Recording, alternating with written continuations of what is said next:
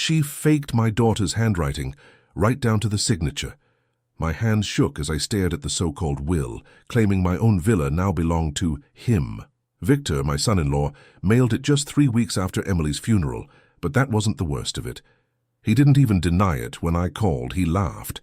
Said the judge would believe his version of her deathbed wishes. Said my memory was just a grieving old man's confusion. He thought I'd fold. He forgot one thing. I still have every receipt, every deed, every line of ink from the day I bought this house. And I've got 3 weeks to prove it. The clock's ticking. And I'm not going down quietly. My name is Walter Caldwell, and I'm 75 years old.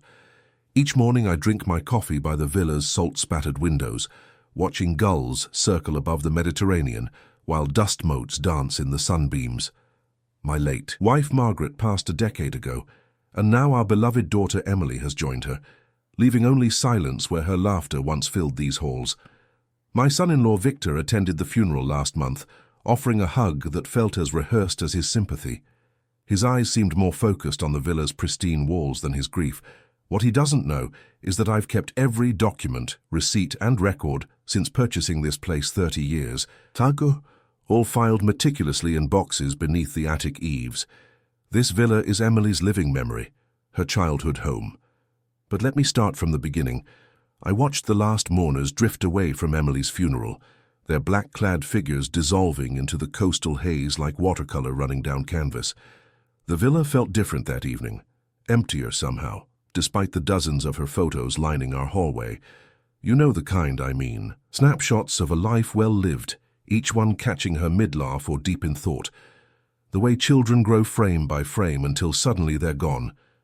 Victor's eulogy had been perfect. Too perfect, maybe. He stood there at the podium, voice catching at all the right moments, describing their 12 years together. Emily was my compass, he'd said, dabbing at his eyes. She always knew true north. Later, he'd kept his hand on my shoulder, steering me through condolences like I was some fragile artifact that might shatter. Let me help handle the paperwork, Walter, he'd offered, voice honey smooth. You shouldn't have to deal with all that alone. But that wasn't how Emily worked. Never had been. Even as a little girl, she'd sort her own problems, make her own way. Dad, she'd tell me, I won't be the kind who leaves messes for others to clean up. That independence only grew stronger after Margaret passed. Emily made sure her affairs were always crystal clear, especially about property. No one should have to guess what belongs where, she'd say. The villa? That was straightforward. I'd bought it back in '93, years before Emily even met Victor. I remember the day I signed those papers, Margaret beside me, Emily just starting college. We'd spent that whole first summer renovating, new roof tiles, fresh paint in every room, updating the old wiring. I kept every receipt, every contractor's bill. It's funny how those little bits of paper become anchors to our memories, isn't it? The week after the funeral, Victor stopped by. He brought coffee and croissants, sat with me in the morning room where Emily used to do her homework. His condolences flowed smooth as silk, the same phrases I'd heard at the funeral, but now they felt rehearsed, like lines from a play, being performed long after the audience had gone home. You know, he said, Emily loved this place so much. His eyes swept the room, lingering on the antique secretary desk where I keep the property documents. She always worried about you managing it alone. I watched him drift toward that cabinet, his hand brushing the brass handle. Emily never mentioned any worries to me. He smiled. That same practiced smile from the funeral. She wouldn't want to burden you. My fingers tightened around my coffee cup. Emily had never hidden her concerns from me. Not once in 47 years. That's not who she was. Victor stayed longer than courtesy required, hovering near that secretary desk like a moth around a flame.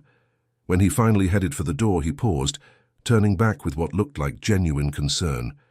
If you ever need help with the house. I stood in the doorway, watching him walk to his car. The morning sun caught his silver cufflinks, wedding gifts from Emily. Somewhere overhead, gulls wheeled and cried, their voices carrying across the water. The locks on the secretary desk clicked firmly into place under my fingers that afternoon. Every deed, every receipt, every piece of paper that proved this villa's history, they'd stay right where they belonged. You see those photos on the wall? The one of Emily. At 16, paint on her cheeks from helping refresh the villa's shutters. Next to it, There's her graduation photo taken right here in the garden. Each frame tells a story, our story, and some stories aren't for sale, no matter how smooth the offer. 3 weeks after the funeral, I was clearing wilted flower wreaths from the porch. Amazing how quickly sympathy turns brown around the edges, isn't it? The morning mail arrived, and among the condolence cards sat a certified letter. You know that feeling when something's wrong before you even know what it is. The envelope felt heavier than all those bouquets combined. I settled at the kitchen table, the one where Emily used to spread her homework across when she was young. The sea breeze rattled the window frames, a sound that usually calmed me, but not that morning. My letter opener slid clean through the envelope, and just like that my world tilted sideways. Notice of legal claim, the heading read. My eyes skimmed the formal language, then stopped cold at the heart of it. Victor was filing for ownership of my villa. According to him, Emily had left it to him in her will. Will? What will? I must have read that page 5 times, my coffee going cold beside me. Emily never wrote a will. We'd talked about it, sure, but she'd always said, Dad, the villa's yours. It always has been. The property records stretched back decades before she'd even met Victor. Hell, I still had the original mortgage papers from '93 tucked away in that secretary desk. You ever notice how shock feels like ice water in your veins? That's how it hit me, sitting there with that letter trembling in my hands. The morning sun caught the edge of Emily's high school photo on the wall. Her eyes seemed to watch me, waiting to see what I'd do next. I called Victor right then and there. Didn't even think about it, just punched in his number. Walter, he answered, smooth as ever. I was wondering when you'd call. What's this about, Victor? You know Emily never wrote a will. He chuckled. Actually chuckled. I have documents that say otherwise. The court will see the truth. The truth? My voice cracked. The truth is I bought this place before you even knew Emily existed. We'll let the judge decide that, won't we? The line went dead. That afternoon found me in Richard Morton's law office downtown. I'd known Rich for years. He'd handled the original property purchase. The leather chair creaked as I sank into it, dropping Victor's letter on his desk. Rich read it twice, his reading glasses perched on the end of his nose. He's moving fast, he said finally. Usually they wait longer after a death. But it's ridiculous, right? I mean, I've got all the documentation. Rich leaned back and something in his expression made my stomach knot. Victor's filed some compelling paperwork. The judge is taking it seriously. Seriously? How can that be? Look, Walter. Rich pulled off his glasses, polishing them with his tie. I've seen the preliminary filings. He's got what appears to be a handwritten note from Emily, witnessed and dated. It looks legitimate. Room seemed to tilt. You know that sensation when you're standing on the beach and a wave pulls the sand from under your feet? That's how it felt, like my foundation was washing away. But it can't be, I said. Emily would never... I believe you. Rich's voice was gentle. But we need to prepare for a fight. The judge's initial response suggests she might entertain Victor's claim.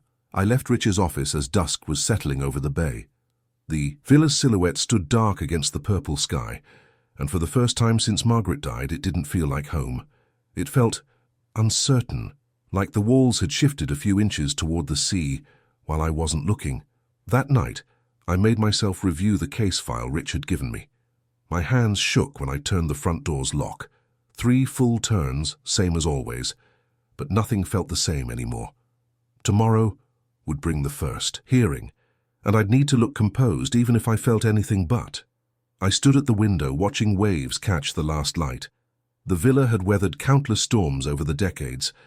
Now it faced a different kind of tempest, and I wasn't sure how strong its foundations really were.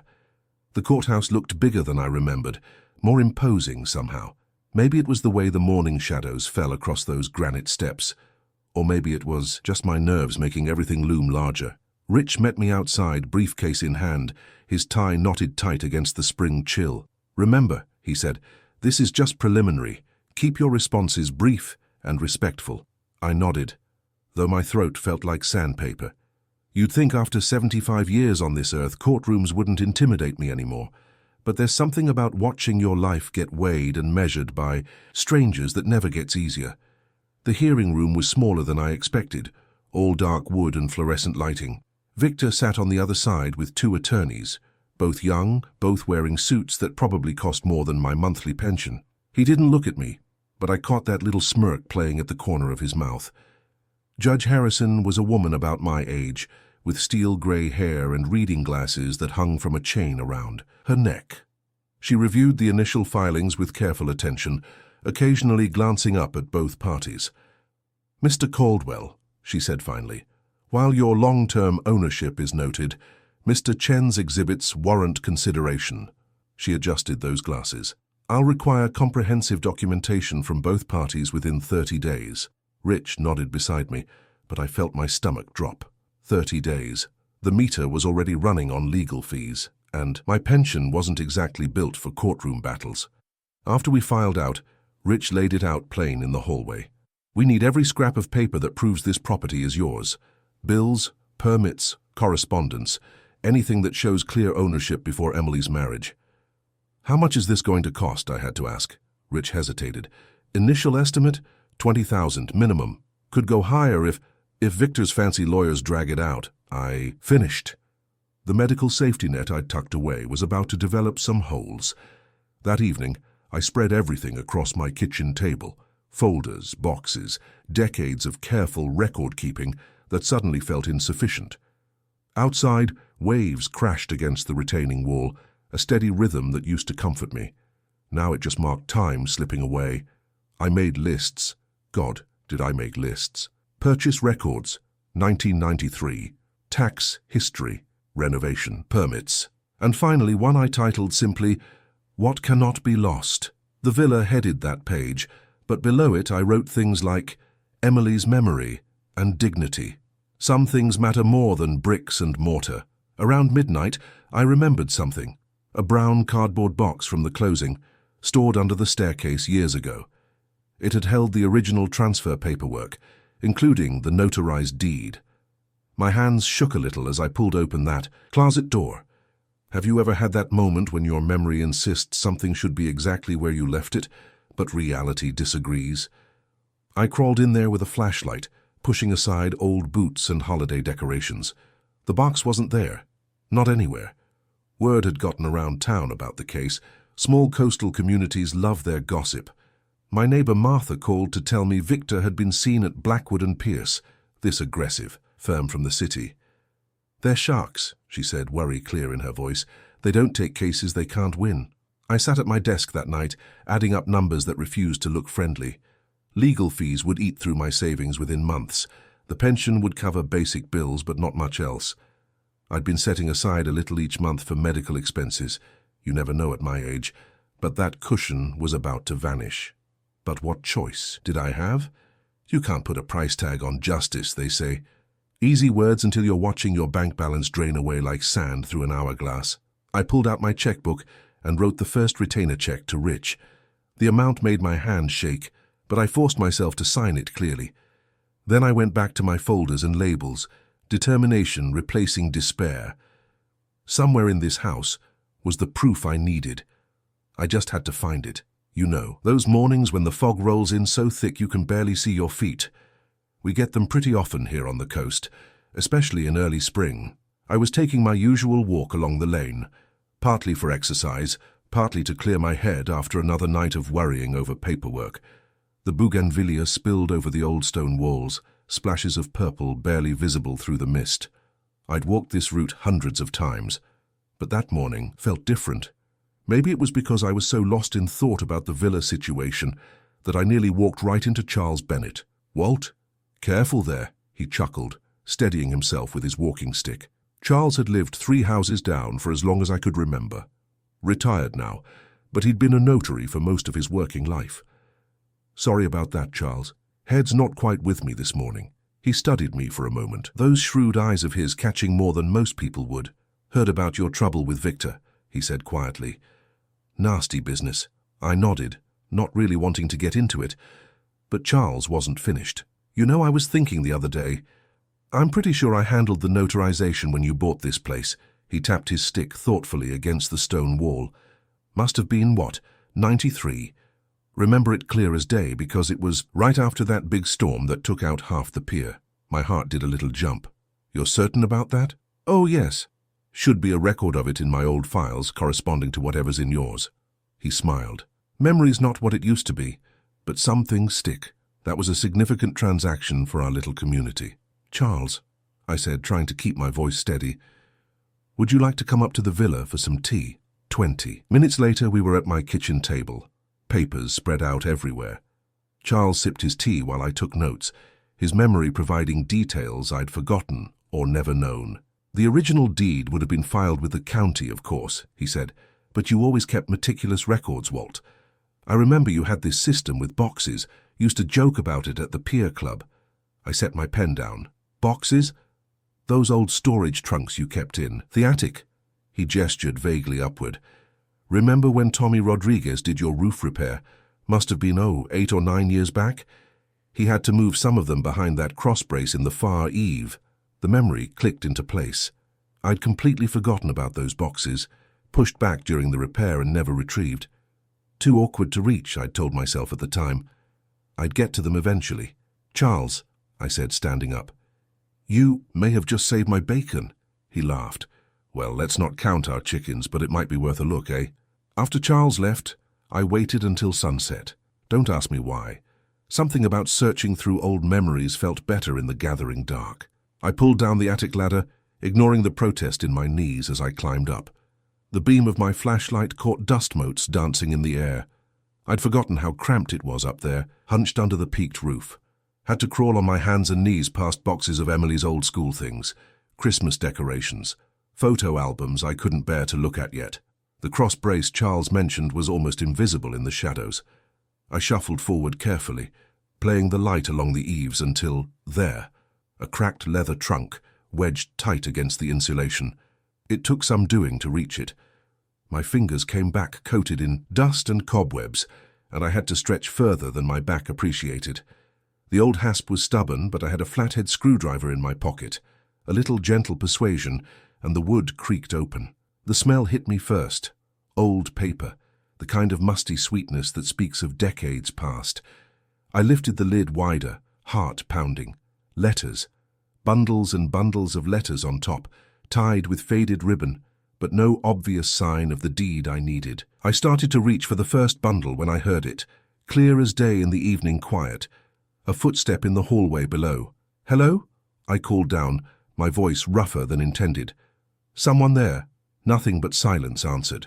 I waited, holding my breath, but all I heard was the gentle creak of the house settling, that familiar sound of old wood adjusting to the evening cool.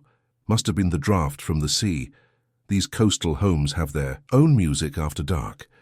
You know how time feels different when you're hunting for something precious.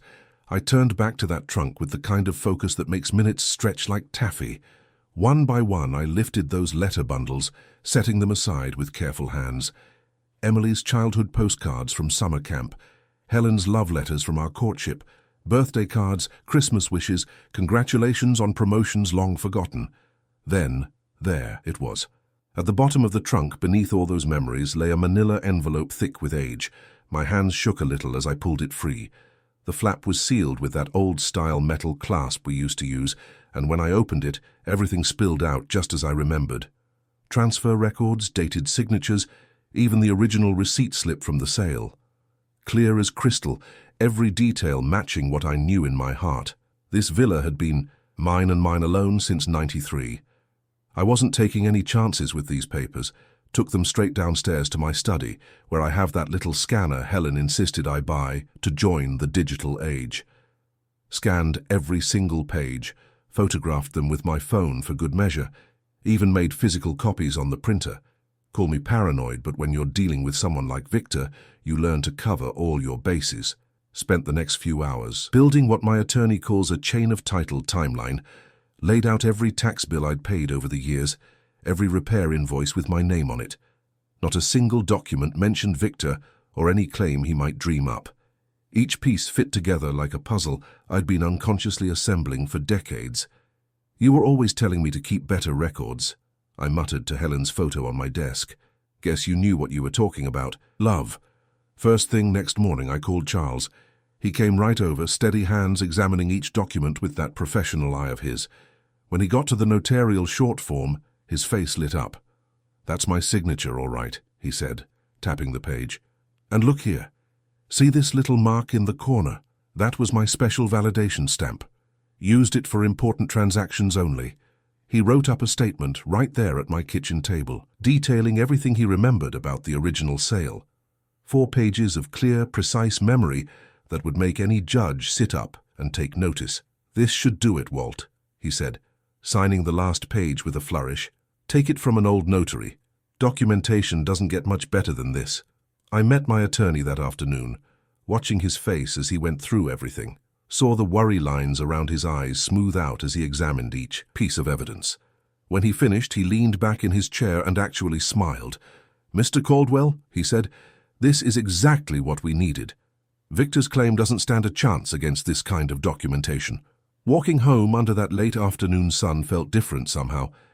Had my photocopies tucked safe in a waterproof folder, learned that trick after losing some important papers to a sudden squall years back. Found myself practicing what I'd say in court, how I'd explain each document's significance without sounding bitter or angry. Just the facts, calm and clear. At home, I stood by the window where Emily used to watch for shooting stars on summer nights. The setting sun painted the waves in golds and purples, and I felt closer to her than I had since the funeral. "Thanks, sweetheart," I whispered. "Don't know if you had a hand in this, but thanks all the same."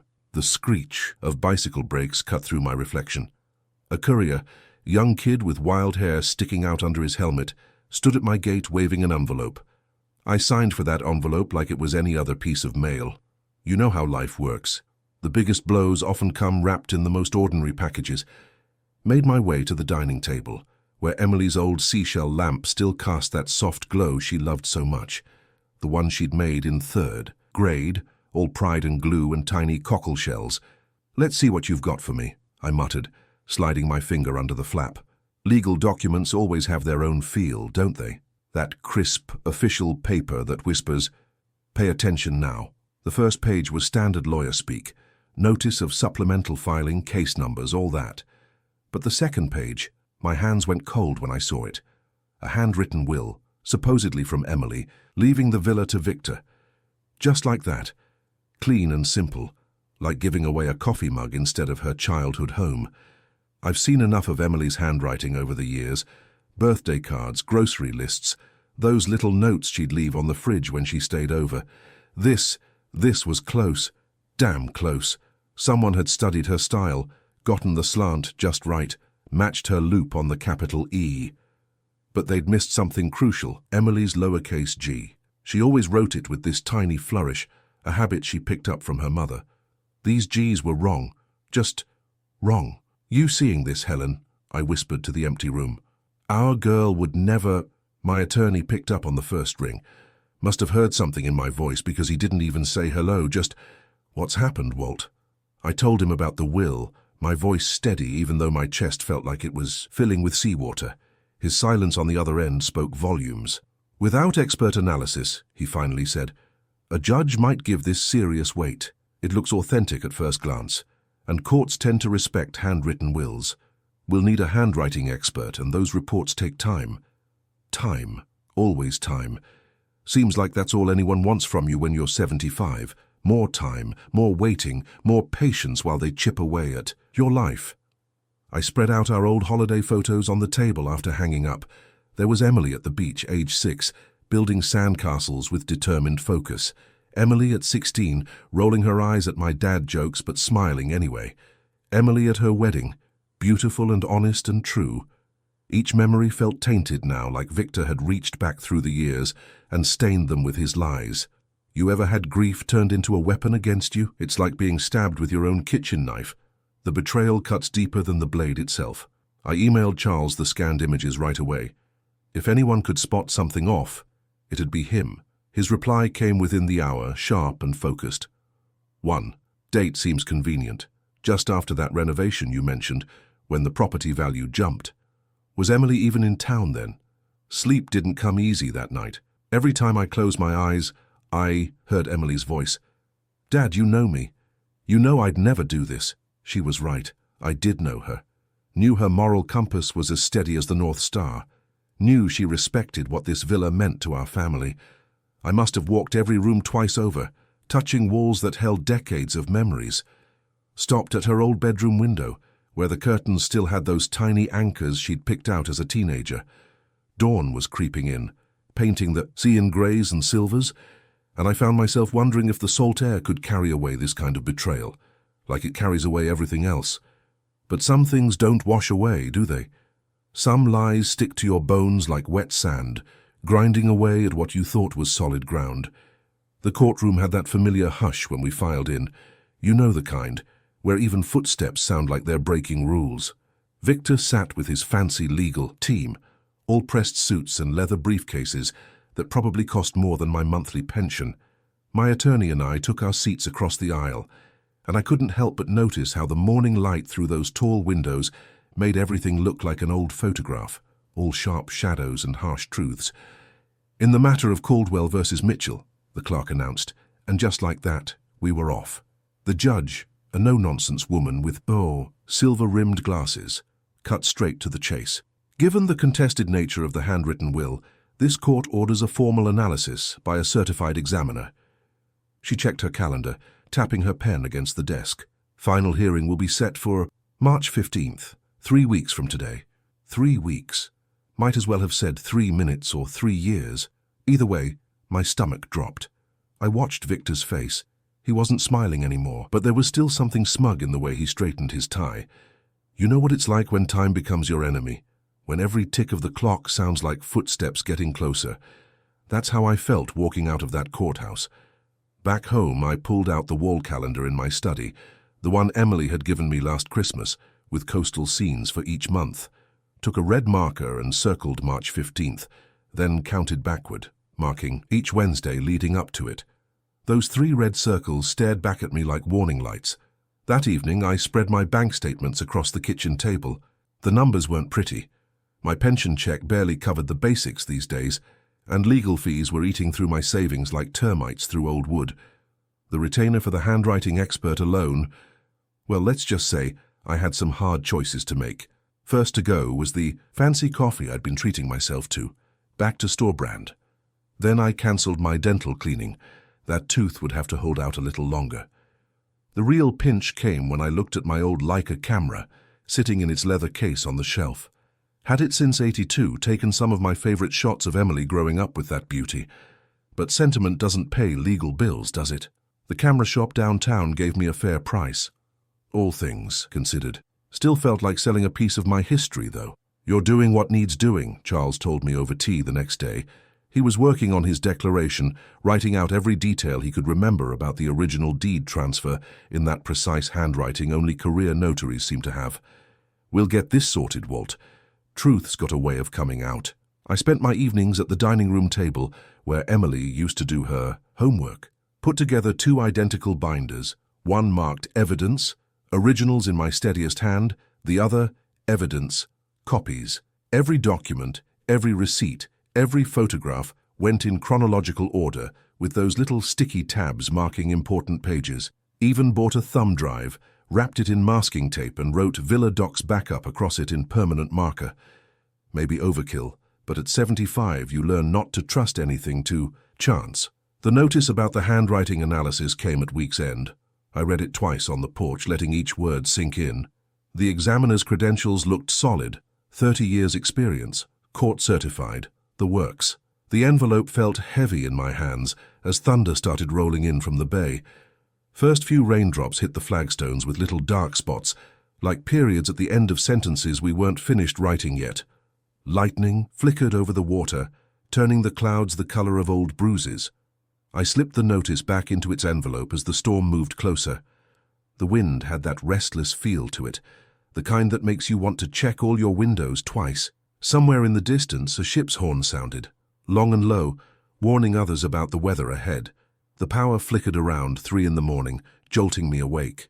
You know those moments when you surface from sleep and reality hits harder than your dreams? That was one of them. Thunder rolled outside, but it wasn't the storm keeping me up. It was that overdue electric bill lying on my kitchen counter, corner curled up like it was mocking me. I shuffled downstairs in my old flannel robe, the one Emily always said made me look like a retired professor. The bill sat there under the weak emergency light, numbers that used to seem manageable, now looking like mountain peaks I couldn't climb. Funny how darkness makes everything feel heavier, isn't it? My hand trembled as I picked up my calculator. Started running numbers I'd been avoiding. What if I just gave in? Let Victor have the villa, take whatever settlement they offered. The litigation costs were bleeding me dry, and my pension couldn't keep up with the legal fees. I could find a small apartment inland, somewhere quiet, practical, affordable.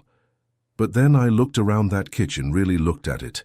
The height marks on the doorframe where I'd measured Emily's growth every birthday until she was 18.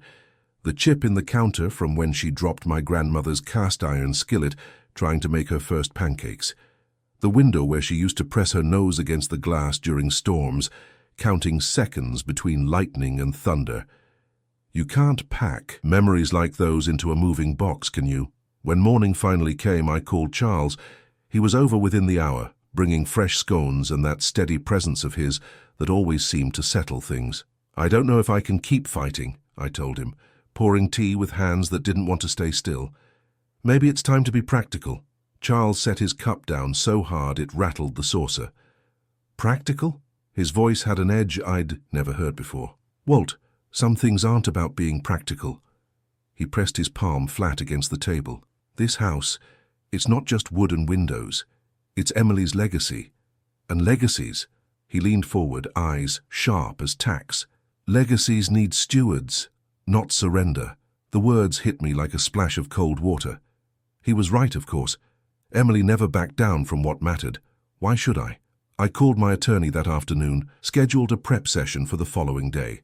Spent hours practicing answers for cross-examination, making sure each response was clear, honest, and impossible to twist. Keep it simple, she'd advised. Just the facts, delivered calmly.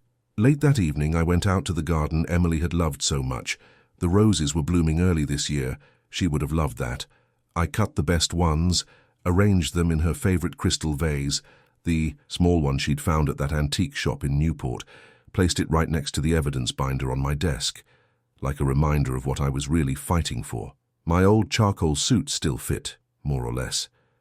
I hung it on the closet door, ready for tomorrow. The one Emily always said made me look distinguished, even if the elbows were a bit shiny now. Checked the inside pocket. Perfect size for the house keys. Had to keep them close, like a talisman.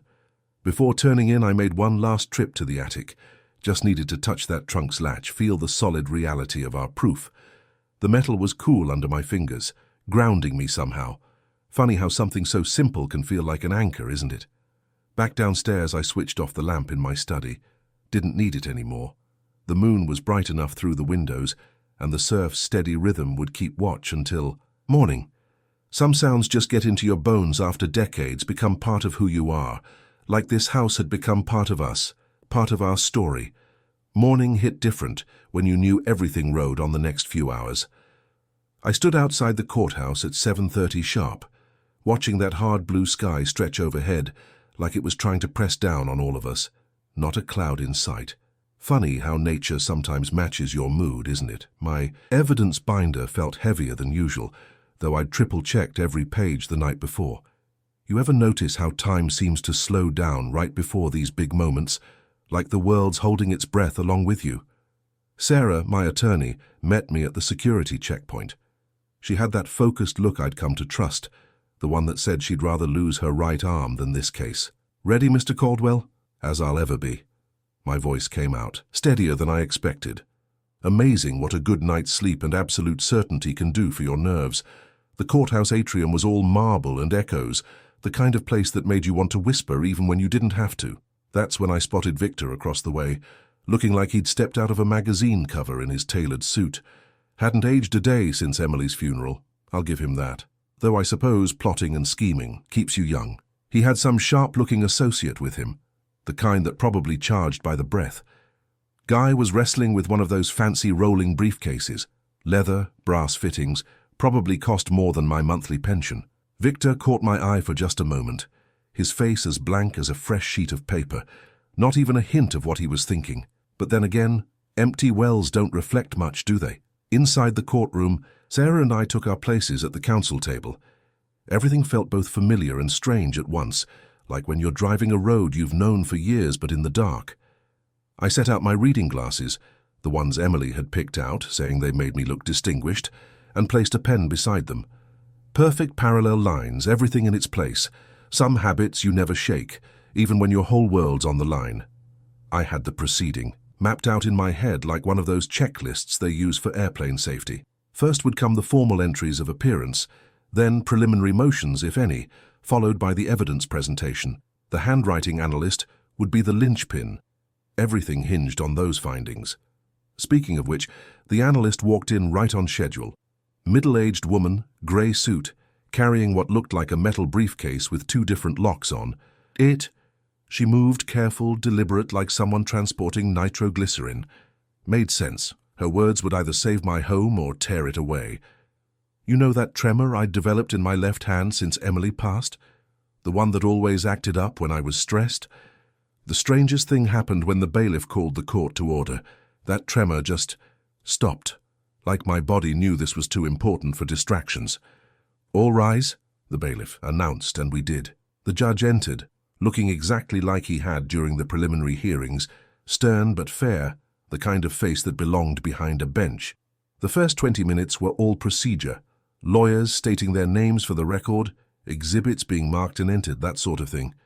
I tracked every minute like I used to track tide tables back when Emily and I would go beachcombing. Each timestamp another step closer to the moment of truth. Then I saw it, that slight nod from the judge, the one that meant he was ready for the analyst's testimony. Victor's lawyer smiled, the kind of smile that made my stomach tighten, like he knew something we didn't. The bailiff approached the analyst. Please raise your right hand. I watched her carefully. This stranger who held my future in that locked case of hers. She moved toward the witness stand with the same measured steps she'd shown earlier, each footfall seeming to echo in the hushed courtroom. Ever watch someone build a house of cards, knowing a single breath could bring it all down? That's what it felt like, sitting there as the analyst settled into the witness stand. The courtroom air felt thick enough to slice. They'd set up one of those oversized screens, the kind that makes everything look like evidence from a crime show. And I suppose that's exactly what this was, wasn't it? A crime, just not the kind that usually makes headlines. The analyst, Dr. Martinez, according to the nameplate they'd placed in front of her, spoke with the kind of precise confidence that comes from decades of looking at squiggles under microscopes. If you'll direct your attention to Exhibit A, she said, using a laser pointer to highlight what looked like a casual loop in Emily's supposed signature. The magnified writing filled the screen, and suddenly I was seeing things I'd missed before. Those elegant swirls Emily always put in her lowercase letters. They were there, but something was off. Like seeing a photo of your own house taken by a stranger. Familiar but wrong somehow.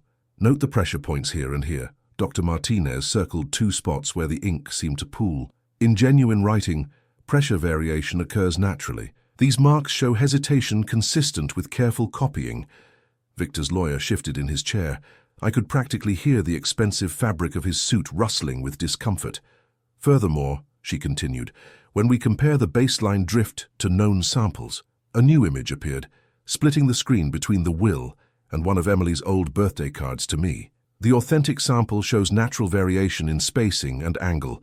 The questioned document demonstrates artificial consistency, typical of traced writing. Victor's jaw clenched tight enough to crack walnuts. I'd seen that look before, at the funeral when someone mentioned Emily's independent spirit. Amazing how much truth a simple muscle twitch can tell. Objection, Your Honor. Victor's counsel practically leaped from his chair. The expert is speculating beyond the scope of... Overruled. The judge didn't even let him finish. Continue, Dr. Martinez. She nodded, switching to a close-up that made the ink look like tiny rivers seen from space. The ink flow patterns are particularly telling. See these feathered edges? They're characteristic of a pen manufactured within the last 2 years. However, the document is dated 4 years ago. You could have heard a feather drop in that courtroom. I gripped the edge of our evidence binder so hard my fingertips went white. Had to remind myself to ease up. Wouldn't do to show too much emotion, not yet. Based on my analysis, Dr. Martinez said, her voice carrying clear as a bell, I can state with professional certainty that this document is not authentic. The signature and text show multiple indicators of fraudulent production. There it was. The truth, plain as day, spelled out in microscope slides and expert testimony. I forced myself to breathe. Normally, though, my heart was doing a marathon sprint in my chest. The gallery behind us broke into whispers, that soft rustle of humanity processing something significant. The judge tapped his gavel once, gentle but firm, and silence fell again. "Thank you, Dr. Martinez," he said, then turned slightly toward Victor's side of the courtroom. "Counsel, you may proceed with cross-examination." I glanced at the clock mounted high on the back wall. 10:47 a.m. Time had seemed frozen during the testimony, but now it felt like the hands were finally moving in our favor. Not that I was counting victory yet. I'd spent too many years watching the sea to think any tide was completely predictable. Still, for the first time since this whole nightmare began, I felt the weight shift, like when you're carrying something heavy and suddenly find the right balance point. The villa wasn't safe yet, but at least now the truth had a voice in the record. I watched Victor lean over to whisper something urgent to his lawyer. Whatever house of cards they'd built, the foundation was crumbling. I just had to stay steady and let justice find its own level, like water always does. After Dr. Martinez stepped down, Charles made his way to the witness stand. You should have seen him. Straight-backed as a sailor at attention, his weathered hands folded neatly in his lap. Retired or not, 40 years of notary work had taught him how to carry himself in a courtroom. "Please state your name and occupation for the record," our attorney began. "Charles Henderson, retired notary public, served the county from 1970 to 2010. I couldn't help but notice how his voice carried, clear and measured, like someone used to making sure every word counted. That's the thing about notaries. They understand the weight of words on paper. "And were you familiar with the property in question during your service?" "Yes, indeed." Charles adjusted his glasses. "I notarized the original transfer deed to Mr. Caldwell in 1982. I remember it clearly because it was something of a milestone property in the area, one of the first vintage villas to change hands that decade." Victor's lawyer perked up at that, probably hoping to find a crack in the timeline. But Charles was ready for him. "I kept meticulous records," he continued, pulling out a small notebook. "The deed was processed on March 15, 1982. Mr. Caldwell paid in certified funds, and I witnessed both parties' signatures. The property has remained in his sole possession since that date." You know that feeling when a puzzle piece clicks perfectly into place? That's what Charles's testimony felt like, each detail reinforcing what our documents already showed. When it was my turn to testify, I kept it simple, just like my attorney had coached. Stick to the facts, let the paper trail do the talking.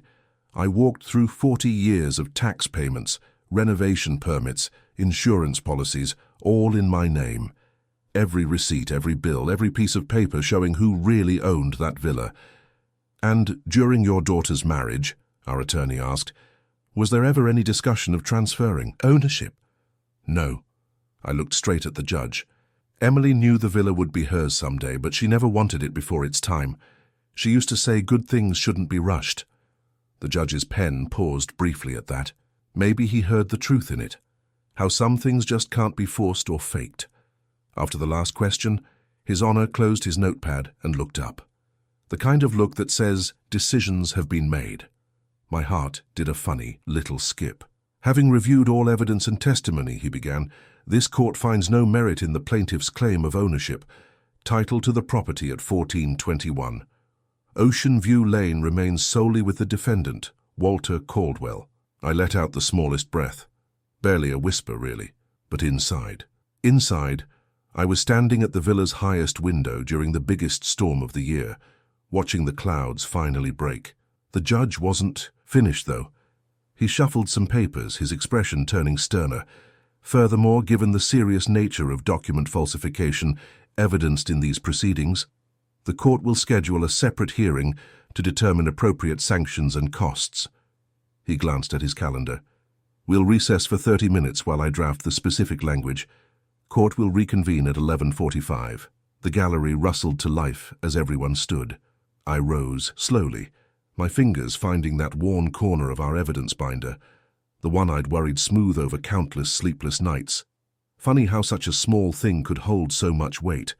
Across the aisle, Victor had his head bent close to his lawyer's ear, whispering frantically. Whatever they were saying was lost in the shuffle of reporters gathering near the courtroom doors, their phones already out and notepads ready. I stayed where I was, 1. Hand still on that binder. The villa was safe now, really and truly safe. But something in the judge's tone when he mentioned sanctions told me this day wasn't quite finished with Victor yet. My attorney touched my elbow gently. "Mr. Caldwell, would you like to step outside for some air before we reconvene?" Ever notice how some moments feel like they're happening in slow motion? That's how it felt walking back into that courtroom. Every footstep, every shuffle of paper, every whispered conversation, it all had this strange, stretched-out quality to it. The afternoon sun had shifted, sending long rectangles of light across the floor through those tall windows. I settled back into my chair, straightened my tie, and waited. Victor and his lawyer had moved closer together, heads bent over what looked like hastily scribbled notes. The gallery behind us had filled up even more during the recess. Seemed like word had gotten around that something big was coming. When the bailiff called us to order, you could have heard a pin drop. The judge didn't waste any time getting to it. "In the matter of sanctions," he began, adjusting his reading glasses, "this court finds clear and convincing evidence of attempted fraud through document falsification." He looked directly at Victor. "Such conduct strikes at the very foundation of our legal system and cannot go unaddressed." My attorney's pen moved steadily across his notepad as the judge continued. "Therefore, the plaintiff, Victor Ramirez, is hereby ordered to pay all defendants' legal costs and fees, currently totaling $47,823. The judge paused, letting that sink in. "Additionally, a civil penalty of $25,000 will be assessed for fraudulent conduct." I heard a small choking sound from Victor's direction. His perfect facade was starting to crack around the edges. "Furthermore," the judge went on, "this ruling, including detailed findings regarding the attempted fraud, will be entered into public record and made available to all interested parties." He glanced meaningfully at the press section. "The clerk will prepare certified copies immediately." Camera shutters started clicking like crickets on a summer night. Victor's face, well, you know how a glass looks just before it hits the floor? That kind of inevitable shattering? That's what I saw happening to his expression as the clerk began reading the order into the transcript. I didn't stay to watch him crumble completely. My attorney guided me toward the side corridor, a quiet route he'd spotted earlier. "Let's avoid the circus out front," he said softly. The moment those heavy doors opened and the sea air hit my face, I felt 40 pounds lighter. The villa's silhouette stood clear against the horizon, right where it had always been, right where it would stay. I walked home slowly, evidence binder tucked under my arm like an old friend. Funny how something that had been such a burden could feel so light now. The sidewalk was warm under my feet, and the salt breeze carried that familiar mix of seaweed and jasmine that always meant home to me. Inside the villa, everything looked exactly the same but felt completely different. Sunlight poured through the windows Emily had always loved, catching dust motes in their slow dance above the hardwood floors. I went straight to the garden and cut the freshest roses, deep red ones with perfect tight buds, the kind she used to say looked like they were keeping secrets. Her favorite vase waited on the windowsill, the crystal one with those delicate cuts that threw rainbow patterns when the light hit just right. I arranged the roses carefully, making sure each stem had room to breathe, just like she taught me. The binder found its place beneath the vase, a foundation for this small altar of victory and remembrance. When I opened the window, the surf rolled in like applause, steady, ancient, unchanging. The sunlight caught both crystal and petals, transforming that simple corner into something sacred, a small cathedral of color against the endless blue beyond. Looking at those roses, hearing that surf, feeling the weight of everything that had just happened, I knew exactly what needed to be said. Not just for Emily, but for anyone who might find themselves fighting for something precious. Some legacies can't be stolen.